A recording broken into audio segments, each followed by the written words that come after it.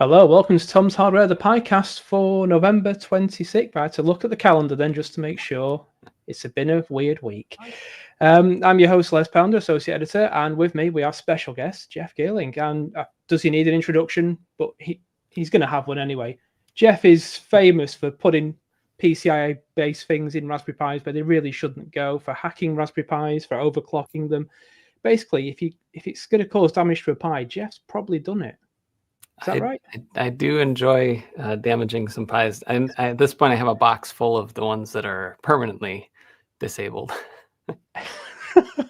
So just in case anyone doesn't know who you are, can you give us the very quick pen pick of who you are, what you do? Yeah, I started off doing software dev work and got into hardware a lot through the Raspberry Pi. And I kicked things off in infrastructure, so learning how to deploy websites and things. And ironically, the Pi was helpful for that because it was so slow back in the day, and it's getting a lot faster nowadays. But I do a lot of Pi tinkering, and I turned that into a full-time career doing YouTube. And I have a couple books on Ansible and things like that. So, and here I am, I love tinkering, and I love electronics and Raspberry Pis. Yeah. Awesome. It is not AI Jeff today. I move too fluidly for that, and I think my lip sync is a little off. So that's not AI. That's just because of the way that I have my mic set up through Google Chrome. Sorry about that. Yeah, no worries. And also, where is Redshirt Jeff? Is he safe? He's never safe, but yeah, he's not in here right now. Otherwise, this would be a very different environment. Brilliant. Well, thank you for those questions so early on, everyone. If you've got more questions, just throw them in the chat. We'll bring them up. But why have we got Jeff on this week? Well, it's because Jeff has been hacking around with PCIe stuff on the Pi 5. And as we know, Raspberry Pi 5 has got a lovely PCIe connection. It's not the fastest in the world, but you can plug in devices to it. And Jeff has been doing that. So, Jeff, in your crazy antics, what have you plugged into the PCIe port on a Raspberry Pi 5? Well, the latest thing that we finally got working is graphics cards. This is a previous gen graphics card, but we started off 4 years ago now trying with just the lowest end of low-end graphics cards because the drivers were simpler, and those would not work. And then like 2 years later, we found ways to work around some quirks in the old Compute Module 4's PCIe bus. But then the Pi 5 came out, and I have to admit that I was campaigning the whole time throughout that development cycle, like, please get PCI Express testing equipment and do these things and try to get the bus working better, because there were quirks in the hardware, and hardware quirks are very hard to work around. So the Pi 5 had most of those quirks fixed up, and now it was more of a software side thing. So people in the community, especially CoreForge and a few of the Pi engineers, have helped overcome all the little software quirks that we had still, to the point where we have AMD 400, 500, 6000, and 7000, which is the current generation cards, all working great on the Pi. Like, you can do hardware transcoding now with some quirks every now and then. You can do 4K gaming, which I demonstrated in my latest video showing that off. Even playing like AAA games like Doom Eternal and things like that. The downside is, like you said, it's a limited bus. It's only one lane of PCI Express Gen 3, and that means 8 gigatransfers per second. And technically speaking, it's only Gen 2, but Gen 3, I've never had a problem on any Pi that I've tested, and I've tested probably 50 or 60 at this point. Every single one works fine at Gen 3, so I don't know what the reasoning was why they couldn't get it rated for Gen 3. There's, I'm sure, some technical reason for that. But that's enough bandwidth for a lot of things. And one thing that I finally got tested and working is llama.cpp. So you can also do hardware accelerated AI or chatbot or LLMs, that kind of thing, using these graphics cards. And that's probably the first time there's actually a use case for this, other than like it's fun and ridiculous. Because you don't need a ton of PCI Express bandwidth to do a large language model. You just need to load the model into the VRAM, and then the graphics card takes over at that point. So that's like one of the few use cases where a Pi could make some sense if you're trying to build a very compact but high speed and low power consumption AI chatbot. The downside is right now it's only AMD cards, no Intel, no NVIDIA. Okay. And that's partly because AMD has open source Linux drivers that we can get the source of and modify them very easily. NVIDIA has some stuff open source, but not everything. And I haven't gotten any response out of them. At least AMD's engineers, like some of them are like, oh yeah, that's cool. Like they acknowledge. I've never heard from anyone in NVIDIA ever about any of this. But we do have NVIDIA cards working on Ampere workstations, which I'm going to be testing another one of those out soon. But that's because NVIDIA has a business relationship with Ampere, I'm pretty sure. I don't think it's because NVIDIA's like, we really like ARM64 because they build CPUs for it. But just today, I saw that there's somebody that works at Intel that actually did a little testing with an Arc GPU on a Pi. So that's exciting. We might get Intel Arc on a Pi before NVIDIA. Yeah, Ziv's mentioned about that about Battle Mage. I'm not too au fait with Intel cards, but I'm thinking Battle Mage is one of the Intel cards from the Arc cards. So it would be interesting to see that because they're typically a hell of a lot cheaper than NVIDIA's cards, and AMD's cards are decently priced as well. Yeah, because Intel's, they try to be the third player in the graphics card scene, and it's not gone terribly well. Kind of failed a little bit, but I don't know. I'd love to see it just out of the perspective of a hobbyist who likes having options that aren't just NVIDIA, because NVIDIA has their own problems. I mean, they're good cards. They're very fast. They have good CUDA support in the software side, but it's also a lot less open source friendly. They're a lot less gamer friendly. It seems they care about the things that make them money, and they make unbelievable amounts of money on data center and high end things. Very true. And Sid mentions again a 770 for that reason. 16 gig of VRAM. It's a lot cheaper on Intel and NVIDIA. Yeah. I'm looking at my 4070 in the machine just to my right, which doesn't get much time gaming at all. Yeah. Video editing is probably the maximum it gets out of it. Yeah. It's a shame, but yeah. Yeah. It's crazy. It's like VRAM has not. They make so much profit off of like cutting down to a 12 gig or 8 gig card where they could have made a 16 gig. Like there's no reason that mid-range shouldn't have 24 gigs now, or at least 16. But it's I hate that game that they play. And I think if you had Intel and AMD as equal mid-range partners in this situation, I think we'd see more competition on those features and we'd have more options. But as it is, on a card like this is the RX 6500 XT. I think I bought this. It was $169 at Micro Center. I just went there like a few days ago to buy this for testing, and it's perfectly adequate if you have a language model that fits in the 8 gigs of VRAM in it. And it does 4K gaming like it does Portal 2 and other games from like the 2010 era. If you want to do the later ones, you have to get a little bit beefier card. But then you run into the Pi's limitation. So, Well, yeah, that's leading on to one of my questions actually about you can run games such as Doom Eternal, Portal 2 on a Pi 5 with an external graphics card. But what's the process of getting that done? So how do I go from having just a bare Pi to playing Portal 2 on my Pi 5? Yeah, so I've actually reset it like 5 times now to make sure that I have everything documented really well. And I have a blog post. It's from a couple weeks ago on getting an AMD 6000, 7000 series card working on the Pi 5 that steps you through everything from the hardware level to the software level. And right now, it's still a little bit complicated. I think if you're not familiar with Linux at all, you don't try it. If you're familiar with Linux, the steps that I have probably will help you get there. But there's still a few things where it's like, if this errors out, it might be a little tricky. But I've 3 or 4 people now have emailed me and said they got it working. And now they're doing fun things on their Pis. But the basic steps are you need a way to plug the GPU into the Pi. So you need a PCI Express conversion from the little FFC connection on the Pi 5 to a by 16 PCI Express connection. So there's a bunch of different ways to do that. I chose to use a GPU dock that costs like $80. You don't have to do that. You can buy, I think Pine Boards makes the Up City Light hat. That hat will work fine. It's just a little more janky. You got a card that's like balancing on top of the Pi and all that. So if you'd have a 3D printer, you could 3D print a little mount to hold it more securely. And I'm just too lazy to do that. But so that's the hardware side. And then you also need a power supply for the graphics card, because graphics cards require more than the 5 watts that a Pi can put out. Yeah. So once you have that, then you basically rebuild the Linux kernel with our patched AMD GPU driver. That sounds intimidating, and it is intimidating the first time you ever do a Linux kernel build. But if you do it a few times, then you realize it's not that crazy. It just takes a long time on a Pi. It takes like 40 minutes on a Pi 5. Okay.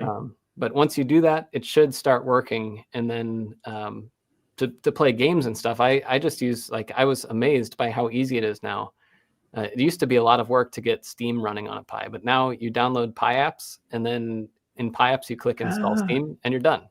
That's it. Yeah, Pi apps. Forgot about that. That's Yeah. a really handy application. Yeah, it basically takes all the work. It's still doing a few things behind the scenes. It's installing Box 86 and Box 64, and it's configuring some things and patching Steam a little bit. But instead of doing that all by hand, now you literally just download Pi apps and click install, and you're done. And I had Steam running, and I logged in my Steam account, and I installed the thing. Now, again, on the Pi doesn't have a ton of horsepower, so Steam is a little bit slow because it's emulating x86. Yeah. And that's also why, Doom Eternal, I can only get 20 to 30 FPS. You can't get much more than that because the Pi is just flat out trying to emulate x86 architecture. It's not the best at that, but it's not made for that. So. No, very true. That's interesting. How are you booting the OS? Is it? I'm guessing that because PCIe is in use for the graphics card, that's completely saturated. So you have to use USBs. So I decided to use USB because the cool thing is on the Pi 5, it has 2 USB 3 buses, so you get 5 gigabits on each one. And there's tons of I buy SanDisk makes, I forget, it's like the SanDisk Ultra or something. One of their lines of USB flash drives is actually SSDs, but in a thumb drive form. So I use those to test because they're super fast. They're plenty fast for a Pi. And they don't have the problem. Like if you buy cheaper flash drives, thumb drives, then they slow down a ton and they overheat, but these don't. So they're also the ones that I flew on the Pigeon a year or so. I needed fast drives to copy data back and forth because I needed to give the Pigeon the leg up beating the internet, No, very true. So you've got the software installed for doing all this wonderful stuff. You've got the hardware installed. Gaming performance is okay. You mentioned with Doom Eternal for older games, it's pretty good as well. Yeah. What's it like really for other jobs? So you can transcode video, I believe. Yeah. So I was testing it with OBS. If you install OBS through apt, like just through the normal Pi repository. And you have the driver set up and you have VA API, that's the Video Acceleration API. If you have that all set up, then OBS automatically detects the card and can use it. I did notice, so this is something where I think we could optimize it better. I could only get 720p resolutions through OBS with hardware transcoding without dropping frames. I think it's a bandwidth problem because the issue is, well, and this was a screen capture. If you were just doing transcoding like 4K video files on a Jellyfin server, which I haven't tested yet, it might do that without a problem. But with stream casting, like if you're playing games and trying to stream it on Twitch or something, if you go above 720p, what it's doing is it's rendering out to the screen, and that goes to the Pi's CPU because of the way that Wayland works on it, like the desktop environment. And then that has to be sent over to the GPU and then sent back to the CPU and then written out to the network or to storage or something. So I think that's the bottleneck because there's not enough PCI Express bandwidth to go back and forth with all the frames of video. So there's probably other ways to do it. And it'd definitely be better to use actually ARM64 programs instead of just x86 emulation, because that adds another layer to it that slows things down. But ultimately, it would be nice. What I think would be cool is if somebody had an old graphics card and they had a Pi sitting in their drawer, like many of us do, especially PC enthusiasts. You could plug them together, and that could be your little transcoding thing. And when it's not transcoding, it could be using 5 or 6 watts. A lot of people that do this have a NAS running that might be 25 or 35 or 45 watts, 24/7. If you're in the US, not a big deal. If you're in Europe, that could be a very big deal. It could be hundreds of dollars a year in electricity costs that you could save. Oh yes. So, and if you have that sitting there, like, why not use it? That's and for me, I'm able to skip the streaming services. So I save, I don't know, 60 or 80 bucks a month on all the different streaming services we used to have. And I just buy movies and buy TV shows. We have to sometimes wait for things, but that way we can buy it. I can put it all on my little Pi NAS and I can transcode 4K or 1080p. But like I said, I haven't tested that part of it yet. Yeah. I just haven't had time. Oh, that's absolutely fair. Yeah. But you remind me talking about earlier about the hardware connections being made to the Pi to make the PCIe work. Over a year ago, I had the Latte Panda Sigma in for review. It's behind me on the shelf. And I got an Oculink dock for that. A very janky one from AliExpress. It works. It just wasn't very safe. I had to put lots of stuff around it to make sure it didn't move because there was a whole PSU that was live next to it as well, which wasn't a great idea. But I was playing, that's an Intel x86 machine. Absolutely fine. I was playing Stray on that at 1080p, Call of Duty, Modern Warfare, the old one from 2010, I think it was. 300 frames per second, something daft like that. It's like, yeah, I can't even see that fast. My eyes are not that good. It would play Cyberpunk 2077 as well. No problem whatsoever. It was just so easy to do. So it's great that we can see that coming to the Raspberry Pi. Yeah. How we can connect it all up and stuff like Pine boards. I've got the Pine boards. Yeah, UPCI City.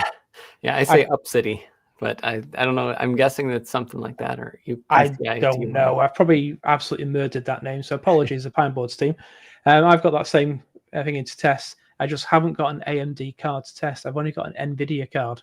And so I may have to troll. You can find the like the 400, the AMD 460, 480, some of those. You can find them for 30, 40 bucks on eBay a lot of times. So it's a good way to get started with it, at least to, and they also don't require a ton of power, which is nice. You don't have to get like a 700 watt power supply just to test this thing out. Very true. I might have to pop into, we have a store in the UK called CEX, Computer Exchange, I think it's called. And they have lots of secondhand gear that's all been tested, and they have a hell of a lot of PC enthusiast cards there. Yep. Some really old ones. I found a 1050 Ti in there for about £12. Yeah, that's not bad. Absolutely ludicrous price. Yeah. But we've got some comments and questions as well. Tim mentioned that Milk 5 or Milk V. Is it Milk 5 or V? I can never remember. No, I say Milk 5 because it's Risk 5, but Milk 5, yeah. That's logical, yeah. So has working support for some early AMD cards. Yes, yeah. I actually have been in communication with them. They have, I think their 2.0 version of, is it Baidu?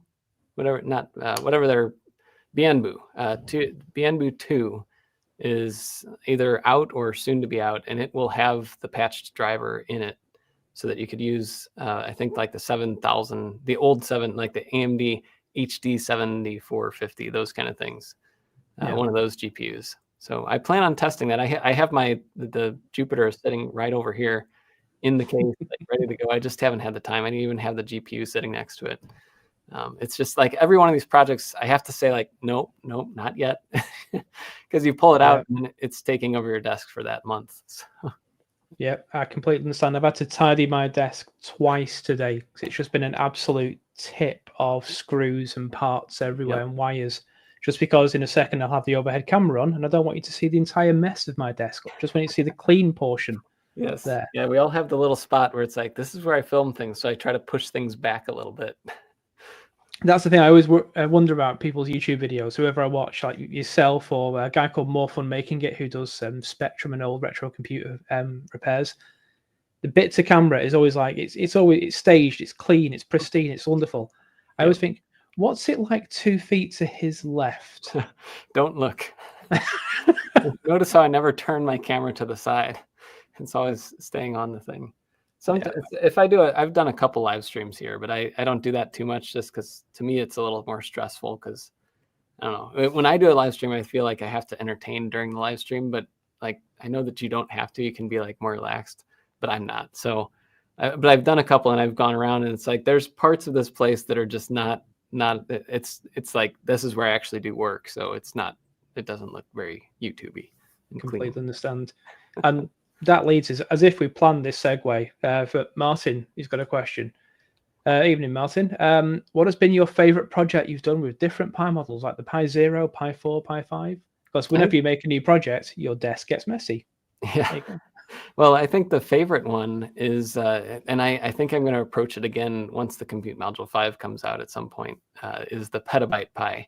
Because it was a project like I thought there's no way it's going to work. And then we got it working, and then it was too ridiculous. Like nobody would ever do this. And then what I found out was basically like the Pi that was pushing the old Pi CM4 to its limit. Like it's not made for petabytes of storage. The CM5 might be, but I actually have a thing that I want to try that might make it more realistic, and something that there might actually be a use case. Just like with these GPUs, like we're getting to the edge of an actual use case. I think that I might be able to get to an edge of a use case for storage with Pis. And I really thought about that after I did the Pi, the RADSA, what is it called? The RADSA hat, the Penta SATA hat. I built my little Pi NAS with it, and that thing is still running. Like there are a lot of projects I'll do where it's like, this is really cool, but I'm not going to leave it running in my studio. And I'm going to take it apart, put the Pi back on a shelf and all that. That one is still running, and it's now my main backup NAS. So I have my main NAS in the rack, and then that one is in a different room. So I have 2 full copies using ZFS. It's been running on the Pi. It has like 80 days of uptime. I only reboot it when I update it. It's been rock solid. And so I think this generation of Pi is a weird spot where it's more expensive than past Pis, but it's a lot more capable, to the point where there are some use cases that I don't think people see until you kind of do it and show like this is possible. And I want to do something like that with the Petabyte again. I completely understand. I've been talking to 45 Drives about it, and we have some plans. So we'll see. Those plans sound expensive. Yeah. Well, that's why I'm talking to them about it. There's no way I could fund this myself. I completely understand that, mate. I mean, Raspberry Pi 5, it's sort of almost like a transfer device now. We're going from, it's an SBC, so expect it to be slow. It's not going to be as fast as your desktop PC or a laptop from about 4 or 5 years ago. But it can do GPIO stuff. It can do, electronics. We're now going towards, it's almost like a desktop computer. Admittedly, you're not going to game on it, says Jeff, playing Doom Eternal. But you can go online. You can use it for email. You can do YouTube with it quite well. I mean, 720p at 60 frames per second, or 1080p at 30. That's sort of the point. I did a test on this a few weeks ago with the new Wayland desktop, and it worked pretty well. And chuck an NVMe SSD in the mix, install latest OS, and why not, for the hell of it, overclock your Pi 5, because you can. Active cooler's only about $4 or $5. Yeah, and you've got a pretty capable machine that you could stick in the workshop and do 99% of the work that you want to get done. It's only when you want to do video editing or play a game that it's going to slow down a bit. Yep. Yeah, but it's a weird time, because like that, traditionally the Pi was not that. It was always the thing that could do some GPIO and had Linux. Like that was it. But we're getting to the point where even like Pi OS is adequate now. My kids, they're like, the family computer is a Pi, and I wouldn't have done that before the Pi 400 came out. So, and the Pi 400 is, after using the Pi 5 so much, the Pi 400, every time I get home and use it, I'm like, oh, this is slow. The same way with the Pi 3. I remember getting the Pi 4, and I was like, man, the Pi 3 takes so long to boot up, and it takes so long to do an update, and it's the same thing.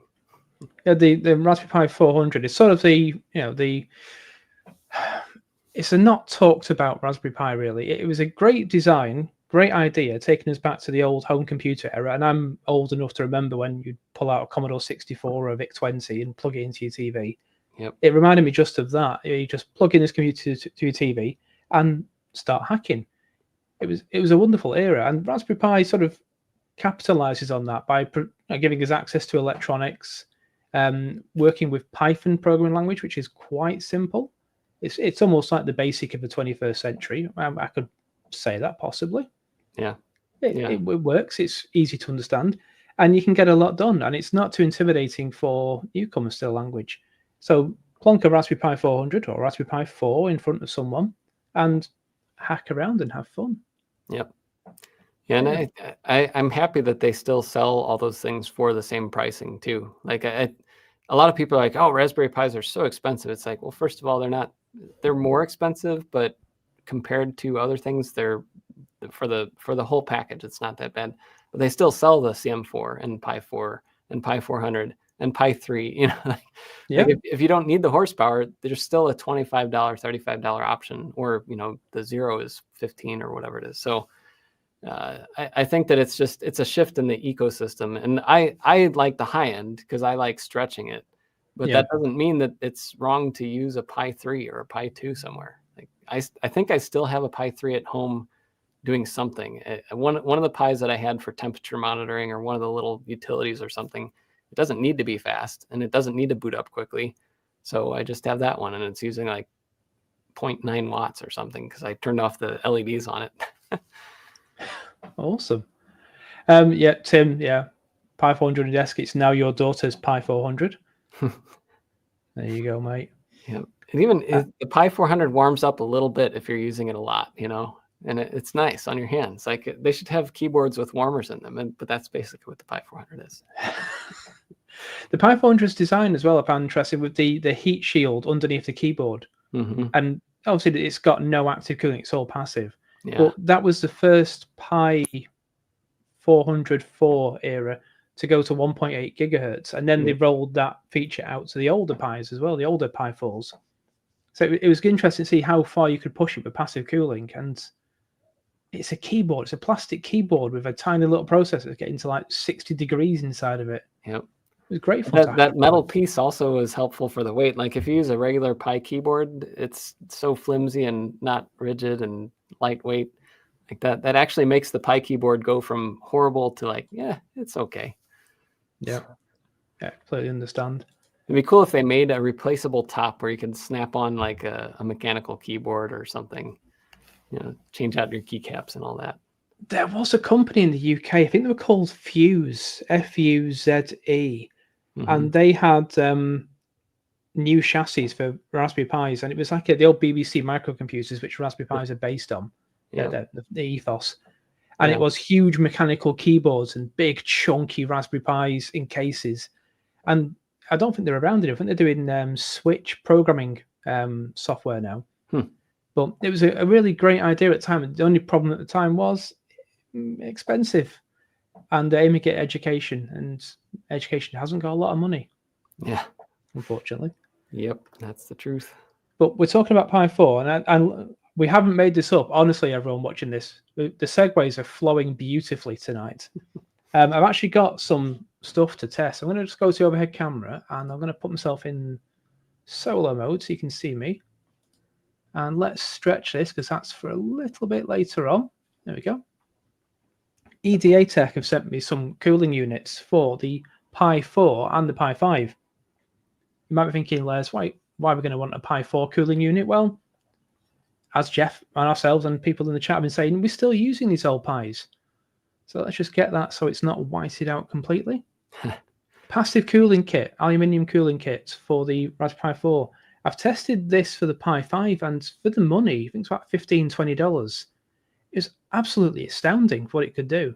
So I thought, let's get one for the Pi 4 and see how it does, because the Pi 4 does get really hot. Ask me how I know.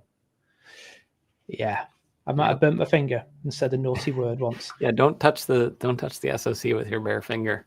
Yeah, I've done that. So I've got one for the Pi 4. That's the full case with top and bottom, so it also cools underneath. It's got a big thermal pad at the bottom. That's in for test. I've got just the top here. Again, the camera's not helping me out tonight. There we go. That top part of the cooler. I've got the same thing for the Pi 5. And I've also got this. I'll have to read this one out. It's the ED Pi 5 Case EXT. And this one caught my eye. Come on, camera. There we go. Caught my eye because it's got a connection on the front for the Pi camera. Mm-hmm. So you could have Doesn't this. it have a raised, like a little bit more room for hats too? Bingo, yeah. Yeah. So you can see on there, it's got a hat connection. So you can have a hat on, maybe an AI hat if you want, an M.2 hat for an SSD. Anything from Pine Buds, they've got some great hats there.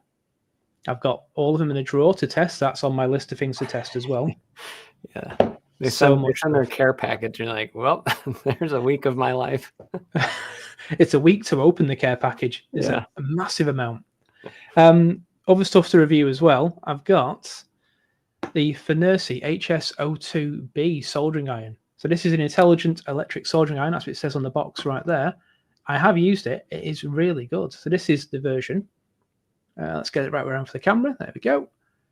And I've put on a really precise tip, and the tips just pull straight out. Obviously, when it's cold, don't do when it's hot. That would hurt a lot more than touching the Pi. It would hurt quite a lot.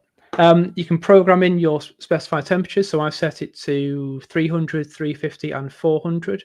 I normally solder at about 350 with leaded solder, and just literally cycle through the options, and it just heats straight up to that. It heats up in about, I think, 10, 15 seconds. I need to do a proper time on that. So that's been sent in for review, and that's because last year, bought with my own money, the Finersi HS01. I picked this one up because it was really cheap on AliExpress, and I thought, let's give it a go. And it's been an absolute champ. All right, it's smaller than the HS02.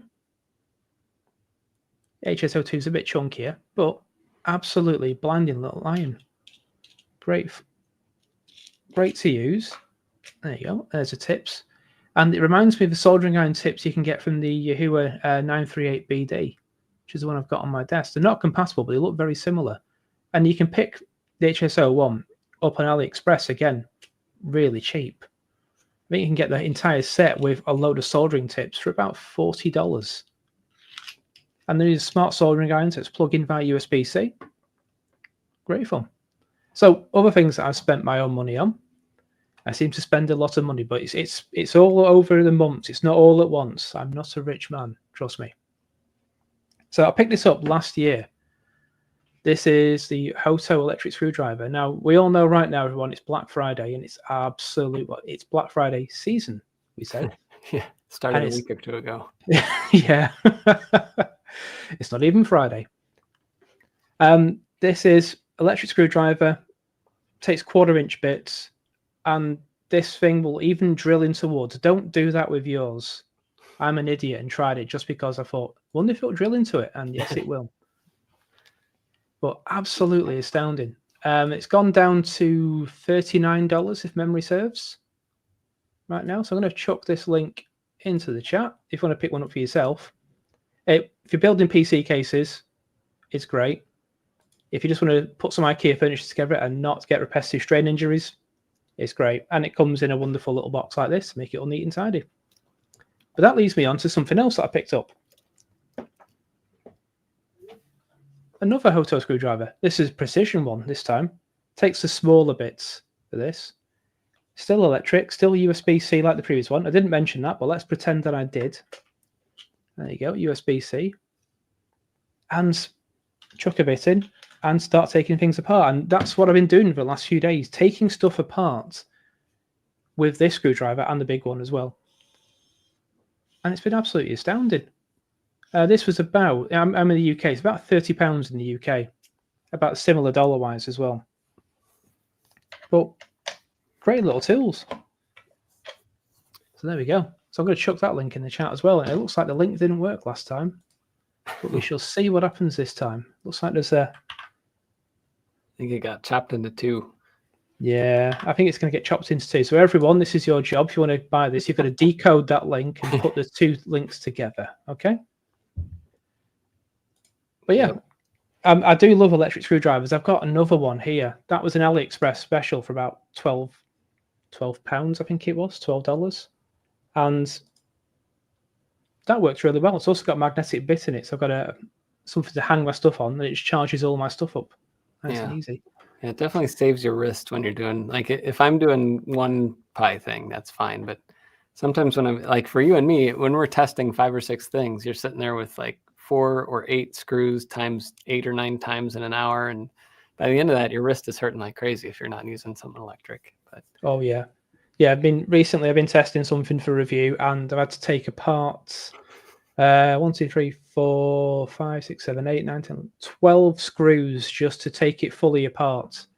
And I had to take it apart, reconfigure it to do another test, yep. put it back together again so that the test is accurate and it's all temperature controlled.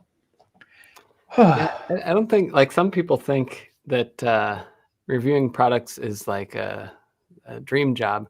I think that part of it is not a dream job. Thinking of the ways to use it and finding new use cases and actually writing, like, I'm guessing for you too, like writing is actually enjoyable. Yeah. But the process of sitting there and, like, if you want to review something, you got to put it together, take it apart, put it together, take it apart like 8 times. Like, that process is, that's the grind. It's fine, but it's like that is the part that's not that enjoyable. Yep. Yeah, completely. And I've tested things where I've had to build the enclosure that the Raspberry Pi goes inside. And you'll get through it, and then you get to a bit, it's like, hang on, I've missed a step. It's the IKEA situation. Iron Man was that for me recently. Oh, Iron Man, yeah. It takes like 45 minutes to put the case together, and then you're like, oh, there's a cable here that I didn't plug in. Yep, it's on the shelf over there. Iron Man case is a beautiful case, and it covers all the bases. And it cools. You've got NVMe storage. It looks pretty on your desk, and you've also got decent GPIO access as well. Mm-hmm. But yeah. I think for me the biggest one recently was the Picade Max from Pimoroni, which is over here, just out of shot. Yep. Beautiful piece of kit to build. And I got one of the beta units for testing. So I revised some of the instructions with Pimoroni to make sure it was right, because I missed a couple of steps because it wasn't written down. It just goes, okay, now you've done this. It's like, the adage on the internet, draw a circle, then draw the rest of the owl. Yeah. Now you have the screen and the buttons all in place. What? Well, yeah. So that was good to feedback and help them out in that way. It's that's what the whole thing about Raspberry Pi is. It's community. We're not just individuals on the internet. We are helping each other to learn, and that's how we all share. I write about stuff for a living. You make great videos that everyone wants to watch for a living, and you tell the world about how Raspberry Pi can be used with external graphics cards to play Doom Eternal. Yeah, and great stuff like that. And the key is, like, it's, as long as I'm learning something, I enjoy it, and that's why, like, there's a lot of things that I'll receive that when you do video, you just can't. You don't have the time to talk about everything. But it's like there's a lot of things that I want to tell those stories. It's just I haven't had the time to make a video and do that, because I figure there's plenty of people, you and Brett.dk. There's a few other sites that you can get that breadth and some depth.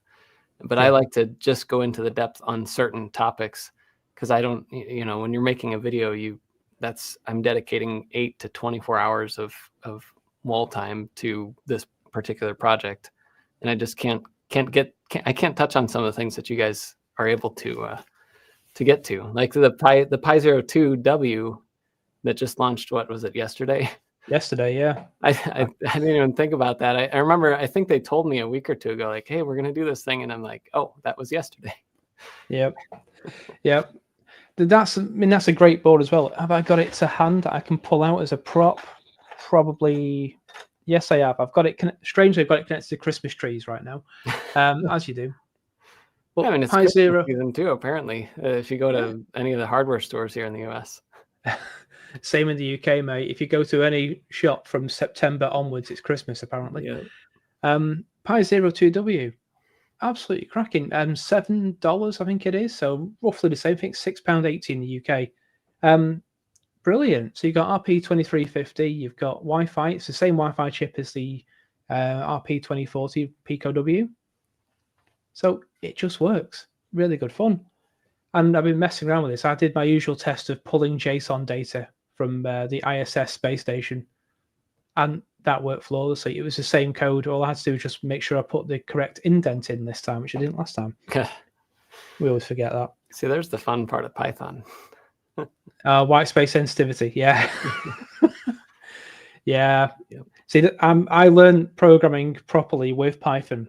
I went from basic to Visual Basic for macros, like in Excel, that sort of thing, and then went to Python. So I sort of skipped over all of the C and all that sort of thing. I did some Arduino stuff, but it really holds your hand, the Arduino IDE, and you do stuff like that. Yep. Yeah, I have never gotten deep into C. I can read some of it and I can kind of fiddle with it, but I am not I started in PHP. So it's funny though, PHP has a very C-like syntax, but it really holds your hand with everything. Yeah. I'm really good at causing memory errors because I was never trained in a memory, in an environment where you had to care about that kind of stuff. I can empathize. I've done PHP in the past when I was a sysadmin many, many years ago, like looking at the calendar now, 15 years ago? And don't worry, I've forgotten all the skills that I learned back then. So I can't even cosplay as a sysadmin, mate. I mostly cosplay on the hardware level nowadays. Software is blown by. Like front end web development is such a different beast now. People are using like 15 different libraries just to like print hello world. It's crazy. Yep. Back in my day, we had HTML and then we had CSS and then we might have used some JavaScript. Yeah, this is where I can sound like old man as well. HTML4 was the first one that I learnt from a book by Q, was it? Yep. QUE, yeah. Yeah. Which I got from the library. Yeah, the one that I got from the library was HTML in 24 hours. And it was like handwrite the HTML tags to make a web page. And then you copied the web page to your web host and you went to the IP address of the web host / your username / your file. Well, talking of the web, we're going to have to wrap it up now, I'm afraid. But if you want to find Jeff online, I'm guessing you're going to go to his website, which is not handwritten in HTML and CSS. I'm guessing he uses some sort of system for it now, some framework. Yep. PHP, it's Drupal. Yeah, jeffgeerling.com. There you go. It's funny. I started that as an HTML website, and I migrated to a thing called Thingamablog, which was Java, and it was like a static site generator. And then I went to Drupal, and it's been on Drupal ever since. Might go back to static HTML generator at some point, though. Oh, why not? I've been thinking of doing that with. Now we're going completely off script now, aren't we? Oh, what's the Ruby one called? I want to say Sinatra, but I'm going to be wrong. Oh, Jekyll. Jekyll, bingo. There you go. Yeah. Why am I thinking Sinatra? I don't know. Not a clue. But yeah, I want to try that out. That sounds interesting. So I do like Ruby. Yep. Good language. But we're going to be back for the next episode. We'll have another guest very, very soon. I want to thank Jeff for coming on the show and talking about what he can do with Raspberry Pi and a PCIe connection. Check out Jeff's videos. Go to his blog, have a read. Basically, his blog are his videos, but written down. Yeah. Yeah, it's really handy. A lot of people go to my videos and are like, this is a clickbait title and the thumbnail and the stuff. Like, usually I have the picture of the thing in the thumbnail, so it's less clickbaity than a lot of people. But my blog it's like, if you're a power user, go to my blog. Like, that's where I write the blog for people like you and me. The video is because it makes money and earns an income, and if I get people to view it, But the blog is for the cool crowd. For the cool kids. There we go. Yeah. Jeff Geerling said I'm a cool kid. That means it's official. All right, we're going to be back for the next episode very soon. Thank you all for watching, and we'll see you soon. Ta-da. Bye.